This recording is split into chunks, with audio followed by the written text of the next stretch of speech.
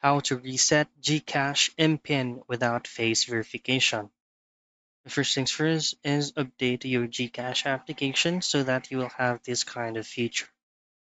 Now, log in on your GCash account using your 4-digit PIN, and this is going to be your interface. Now, face verification is just another way of giving an additional face verification or two factors verification process on your account. Just go into profile at the lower right portion of your screen, then go into settings. So if you have enabled or if you have already set it up, your face verification, it is actually one of the options that will show under security.